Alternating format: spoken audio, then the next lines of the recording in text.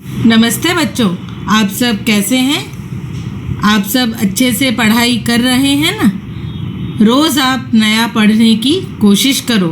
रोज़ एक नई कहानी पढ़ो और कोई नया शब्द मिले तो उसे अपनी कॉपी में लिखो। इससे तुम्हारी पढ़ने और लिखने का अभ्यास रहेगा। तो चलो आज हम सब हिंदी का 10वां पाठ यानी चैप्टर नंबर 10 पढ़ते हैं, जिसका शीर्षक है मीठी सारंगी। आपको पता है सारंगी क्या है? सारंगी भारत के संगीत वाद्यों में से एक है। संगीत का मतलब म्यूज़िक और वाद्य का मतलब होता है जिससे संगीत निकलता है, संगीत सुनाई देता है। छोटे बच्चों के भी वाद्य यंत्र होते हैं, जैसे झुनझुना। बच्चों का रोना अगर बंद करना हो तो माँ क्या करती है? उसके सामने झुनझुना बजाती है, तो झुनझुने की आवाज़ सुनकर बच्चे का ध्यान रोने से हट जाता है। अब हम सारंगी के बारे में जानते हैं।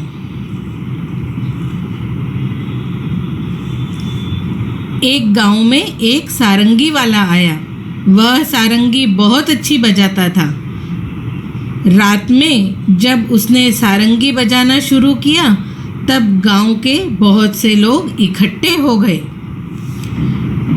आप चित्र को ध्यान से देखो और ढूंढो कि बजाने वाली चीज़ कहाँ है। सब जगह बहुत सारे लोग दिखाई दे रहे हैं और बीच में पेड़ के नीचे हरी पगड़ी वाले बाबा कुछ बजा रहे हैं। यही हमारी सारंगी है। अब हम पढ़ते हैं और पता करते हैं कि यह सारंगी मीठी क्यों है। एक बार की बात है, एक गांव में एक सारंगी वाला आया। सारंगी बजाने वाले एक गांव से दूसरे गांव में जाते हैं और सारंगी बजाकर अपने सारंगी बजाने की कला दिखाते हैं, यानी सारंगी कैसे बजती है। और वह गाकर कुछ कभी कोई लोकगीत सुनाते हैं या भजन भी सुनाते हैं।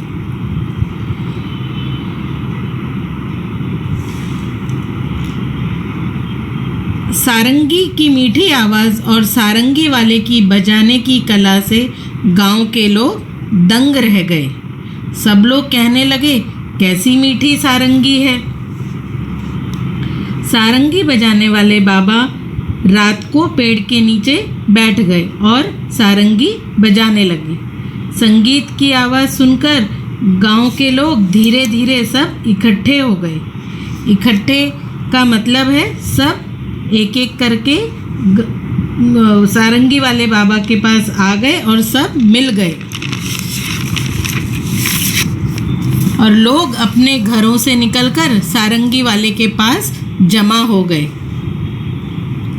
देखो, सब स्त्रियां, बच्चे, दादा दादी, नाना नानी सब जमा हो गए हैं। सारंगी सुनने में बहुत अच्छी लग रही थी और सारंगी वाले बाबा उसे बहुत अच्छी तरह बजा रहे थे।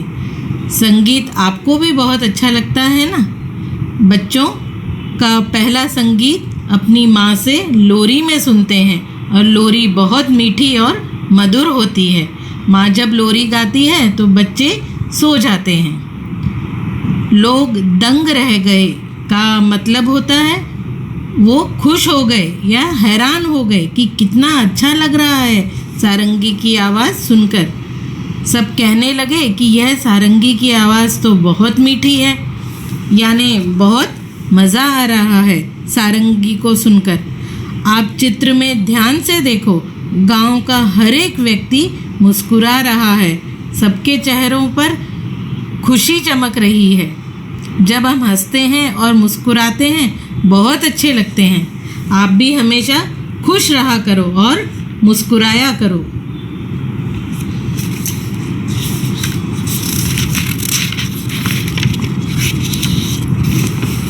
आहा, कितना आनंद आ रहा है।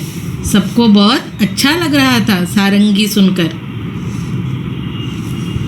वहीं पास में बैठा हुआ भोला भी लोगों की ये बातें सुन रहा था। चित्र में देखो, सिर्फ एक ही व्यक्ति के चेहरे पर खुशी नहीं है, वह है भोला, जिसने नीले रंग का कपड़ा पहना है और वह सारंगी वाले बाबा के पास ही खड़ा है। वह मन ही मन कहने लगा, इन लोगों को सारंगी बहुत मीठी लगी, लेकिन मेरा तो मुंह मीठा हुआ ही नहीं, ये सब झूठे हैं। भोला गांव के लोगों की बातें सुनकर मन ही मन सोचने लगा कि इन लोगों को यह सारंगी मीठी कैसे लगी। मेरे मुंह में तो कुछ भी मीठा नहीं गया, यह सच में ही भोला है। भोला ने सोचा कि गांव के लोग झूठ बोल रहे हैं कि वाह वाह, सारंगी बहुत मीठी है, सारंगी बहुत मीठी है। रात के 3-4 बजे जब सारंगी वाले बाबा ने गाना बजाना बंद कर दिया, तब लोगों ने सारंगी वाले से कहा, महाराज, आपकी सारंगी बहुत ही मीठी है, हमें बड़ा ही आनंद आया, 2-4 दिन यहीं ठहरिए।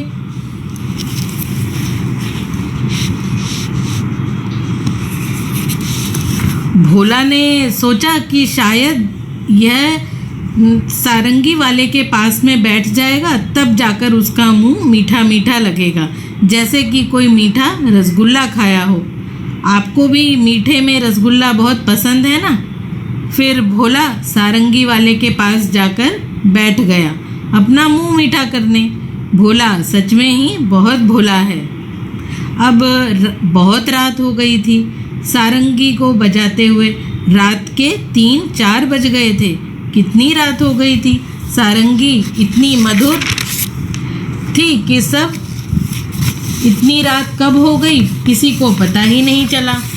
तब सारंगी वाले ने बजाना बंद कर दिया, वह भी थक गया था। तब गांव के लोगों ने सारंगी वाले से कहा कि बाबा, आप बहुत अच्छी और मीठी सारंगी बजाते हैं, हमें और सुनना है, लेकिन पूरी रात तो नहीं सुन सकते ना।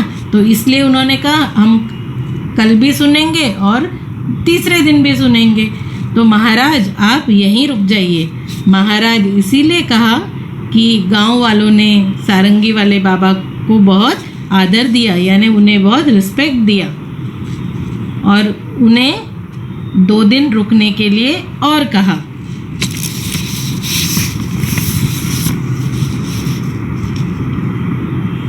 ये बातें सुनकर भोला मन ही मन झुंझलाया और सोचने लगा, ये लोग झूठ तो नहीं बोल सकते, सारंगी मीठी ज़रूर है, पर ना जाने स्वाद क्यों नहीं आया, पर मुझे ना जाने स्वाद क्यों नहीं आया। हमारे भोला जी ने मन ही मन में सोचा, गांव के सब लोग एक साथ झूठ कैसे बोल सकते हैं। सारंगी सुनने में ज़रूर अच्छी लगी, पर मीठा होने का स्वाद यानी मीठा टेस्ट तो मुझे आया ही नहीं।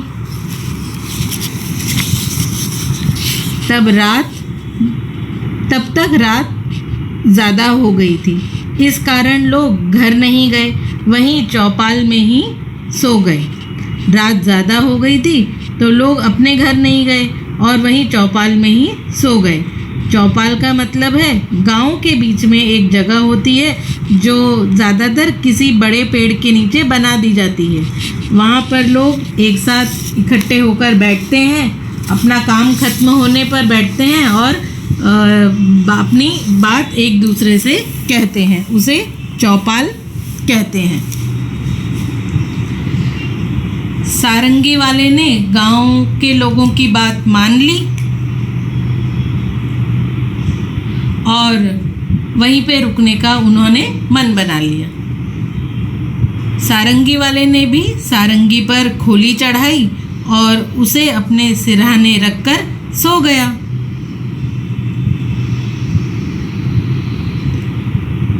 सारंगी वाले बाबा ने अपनी सारंगी पर खोली चढ़ा दी। खोली का मतलब होता है कवर, जैसे आप घर में तकिए पर कवर लगाते हो ना, और अपनी किताब पर भी कवर चढ़ाते हो ताकि वह खराब ना हो। सारंगी वाले बाबा ने सारंगी अपने पास रखी, सिरहाने रखी और वो भी सो गए। पर भोला को चैन कहाँ था। जब लोग नींद में खर्राटे लेने लगे तब उसने चुपके से उठकर वह सारंगी उठा ली और ऊपर का खोल उतारकर उसे जीभ से चाटा।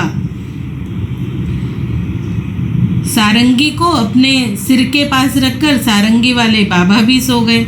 लेकिन भोला को नींद नहीं आ रही थी क्योंकि उसका मुंह मीठा नहीं हुआ था ना। जब गांव के लोग गहरी नींद में सो गए और ज़ोर ज़ोर से खर्राटे लेने लगे तब भोला ने सारंगी को चुपके से उठाया।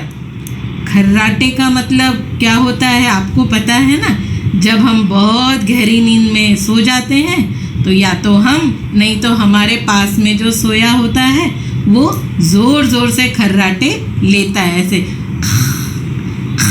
ऐसे करके। हंसी आई ना आपको।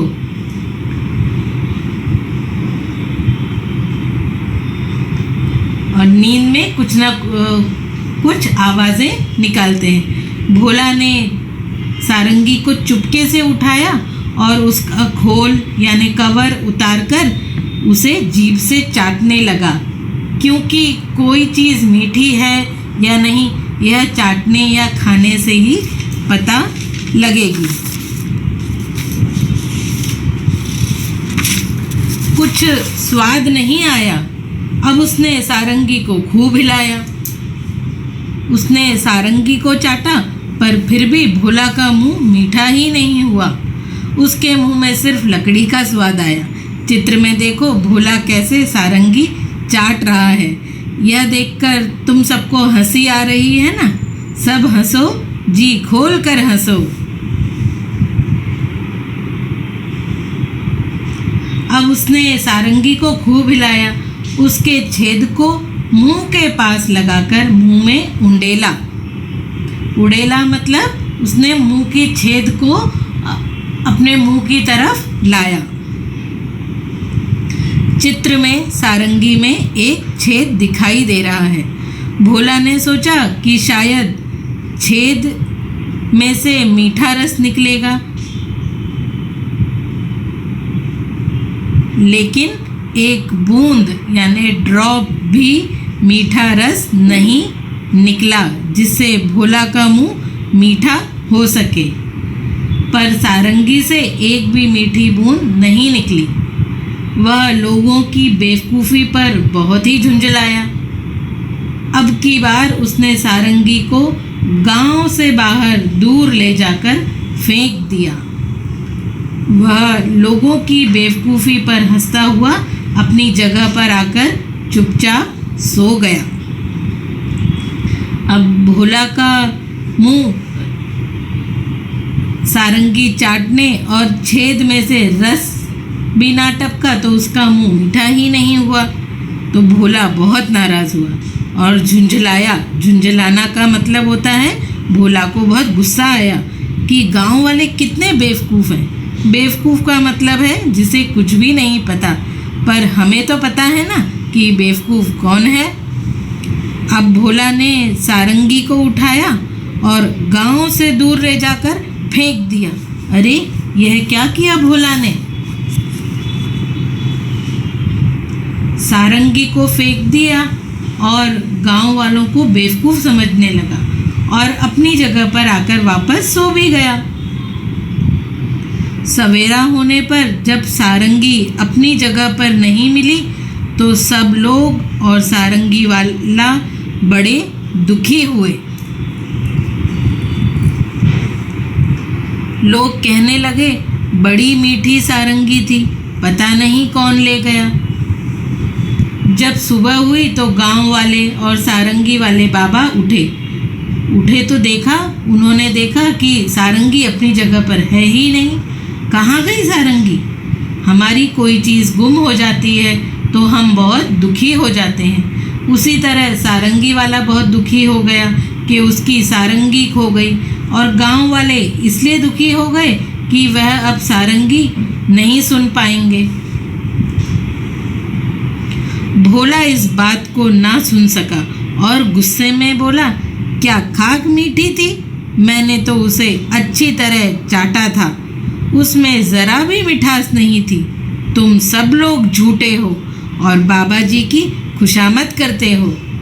भोला वहीं पास में बैठा हुआ सबकी बातें सुन रहा था, तो उसे और भी गुस्सा आया और बोला कि यह सब झूठ है, सारंगी मीठी थी ही नहीं। सारंगी को भोला ने बहुत बार जीभ से चाटा, जैसे हम आइसक्रीम खाते हैं या चाटते हैं तभी हमें आइसक्रीम का स्वाद पता लगता है ना।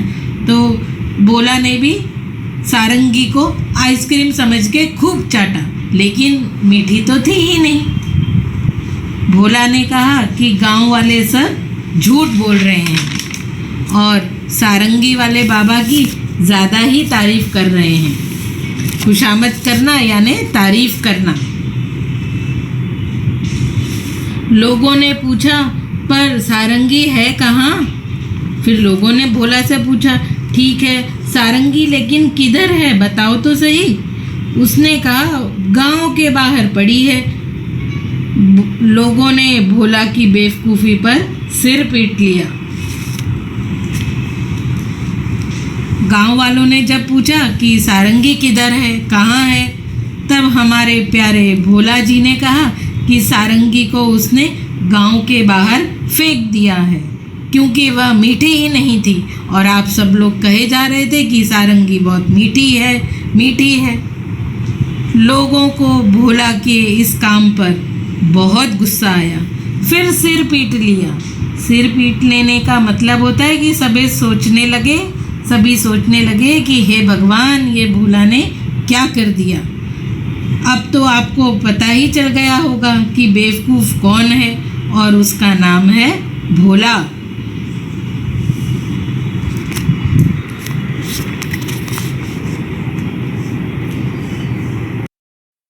बच्चों, अब हम प्रश्नों की ओर चलते हैं। ऊपर लिखा है सारंगी की मिठास। गांव वाले कहते थे, कैसी मीठी सारंगी है। इसका क्या मतलब है? सही बात पर सही का निशान लगाओ। सारंगी चखने पर मीठी थी, यह गलत है। दूसरा है, सारंगी से निकलने वाली आवाज़ सुनने में अच्छी लगती थी, यह सही है। इस पर हम सही का निशान लगाएंगे। फिर है, सारंगी के आसपास मधुमक्खियाँ भिनभिना रही थीं, नहीं, यह गलत है। अब तुम समझ गए होंगे कि गांव वाले सारंगी को मीठी क्यों कहते थे। अब बताओ, कड़वी बात का क्या मतलब होगा? सारंगी मीठी इसलिए लग रही थी क्योंकि वह सुनने में बहुत अच्छी लग रही थी। कड़वी बात, जो बात हमें अच्छी ना लगे उसे हम कड़वी बात कहेंगे। अब आगे है कहानी से। भोला ने क्यों सोचा कि सभी झूठ बोल रहे हैं? तो इसका उत्तर क्या होगा? कुछ हम इस तरह से लिखेंगे कि गांव के सभी लोग कह रहे थे कि सारंगी बहुत मीठी है, लेकिन भोला ने सोचा उसका मुंह तो मीठा ही नहीं हुआ सारंगी सुनकर, इसलिए उसे लगा कि सभी लोग झूठ बोल रहे हैं। भोला को सारंगी का स्वाद क्यों नहीं आया? क्योंकि भोला यह सोचता था कि मीठी सारंगी सुनने से मुंह मीठा हो जाता है, मुंह का स्वाद मीठा हो जाता है, लेकिन सारंगी की आवाज़ सुनी जाती है। तीसरा प्रश्न है, भोला ने किस किस तरह से यह जानने की कोशिश की कि सारंगी मीठी है? भोला ने पहले सारंगी को चाटा, फिर भोला ने सारंगी के छेद को मुंह में लगाया, यह सोचकर कि छेद से मीठा रस टपकेगा और उसका मुंह मीठा हो जाएगा, और वह सारंगी वाले बाबा के पास में भी जाकर बैठा कि शायद पास में बैठने से उसका मुंह मीठा हो जाए और सारंगी उसे मीठी लगे। अब आगे है खोल। खोल हमने पढ़ा था ना, सारंगी वाले बाबा ने सारंगी को खोल चढ़ाया था। सारंगी वाले ने सारंगी पर खोल चढ़ाया और अपने सिरहाने रखकर सो गया। पहला है, सारंगी वाले ने अपनी सारंगी पर खोल क्यों चढ़ाया होगा?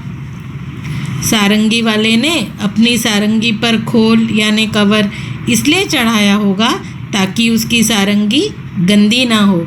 और आपने चित्र में देखा, सारंगी में तार भी लगे हुए हैं, तो सारंगी के तार नहीं टूटे इसलिए उन्होंने खोल चढ़ाया होगा। और किन किन चीज़ों पर खोल चढ़ाया जाता है? आप अपने घर में आसपास देखो किन किन चीज़ों पे खोल यानी कवर चढ़ा है। पहला है तकिया। तकिया पे हम खोल कवर चढ़ाते हैं ना। फिर नोटबुक, किताब, कॉपी। फिर हम लोग गद्दे पर भी खोल चढ़ाते हैं, कवर चढ़ाते हैं। अब कार पर भी कवर लगाते हैं ताकि वह गंदी ना हो। और स्कूटर पर भी खोल यानी कवर चढ़ाया जाता है।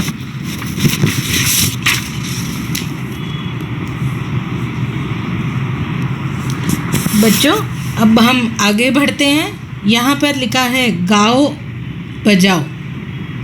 चलो अब हम गाते हैं और बजाते हैं। हमारे सामने बहुत सारे संगीत वाद्य यंत्रों के नाम लिखे हैं, जिनसे संगीत निकलता है। उन वाद्यों के नाम लिखे हैं। पहला है सारंगी, ढोलक, इकतारा, तबला, बांसुरी, शहनाई, डफली, सितार, गिटार और हारमोनियम। ऊपर संगीत के बाजों के नाम लिखे हैं। इनमें से कुछ तार छेड़कर बजाए जाते हैं और कुछ हाथ से थाप देकर धक धक ऐसे। इनमें नाम सही जगह पर लिखो। इनके नाम सही जगह पर लिखो। जैसे तार वाले कौन से संगीत के बाजे हैं? पहला है सारंगी, इकतारा, सितार और गिटार। इन सब के चित्र आप देखोगे तो आपको दिखाई देगा कि इन सब में तार लगे होते हैं।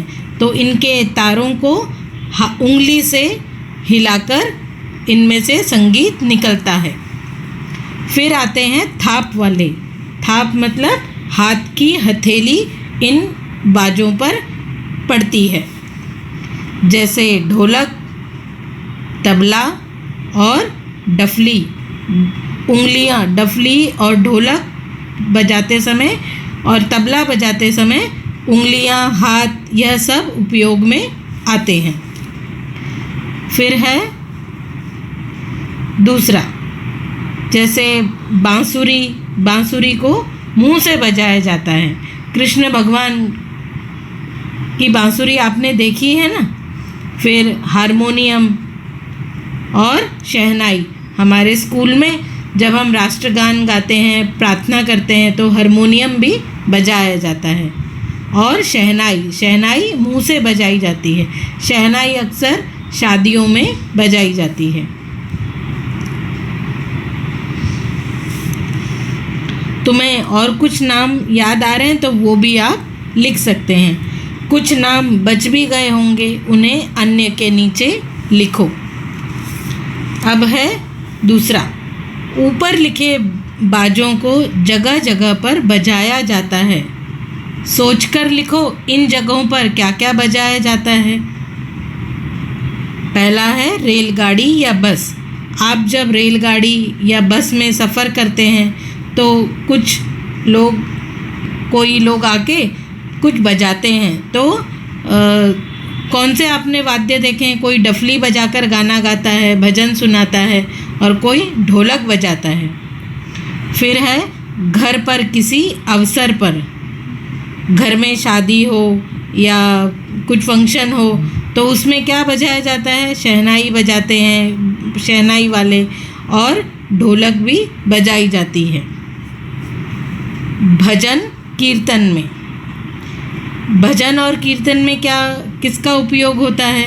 हारमोनियम बजाते हैं, बांसुरी और तबला। स्कूल में किसी अवसर पर, स्कूल में जैसे एनुअल फंक्शन होता है, स्कूल में कोई डांस का प्रोग्राम होता है या बजाने का प्रोग्राम होता है, तो उसमें क्या क्या आप देखते होंगे?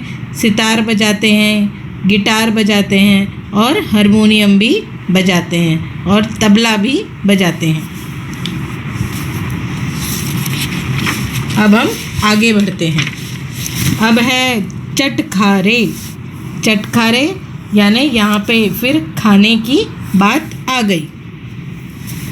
इस कहानी में मिठास की बात है। तुम्हें कौन कौन सी मीठी चीज़ें अच्छी लगती हैं? मीठी सारंगी सुनकर तो मीठा खाने का हमारा मन कर ही गया होगा। तुम्हें कौन सी चीज़ें पसंद हैं मीठी, जो अच्छी लगती हैं?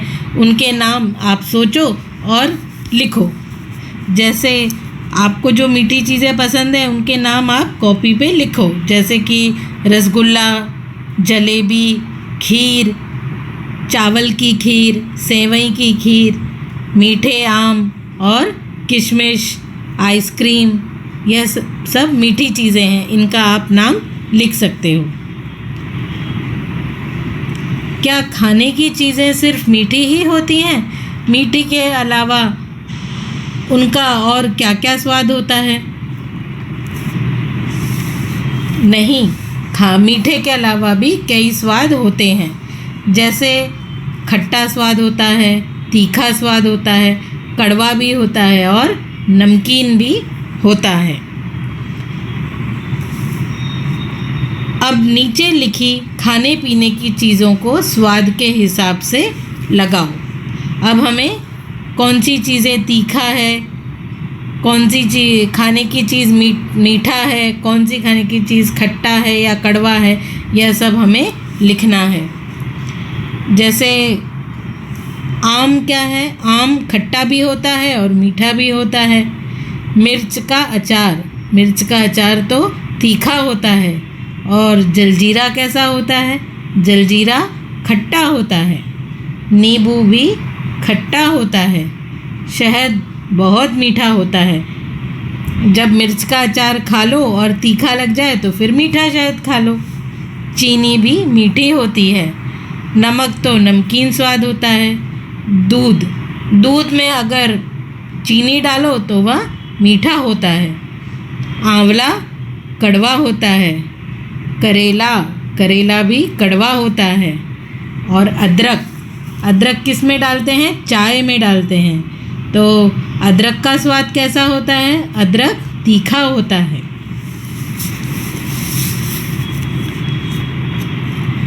तो अब तुम्हें पता ही चल गया होगा कौन सी चीज़ें खट्टी हैं, कौन सी मीठी हैं, कौन सी तीखी हैं और कौन सी चीज़ें कड़वी हैं।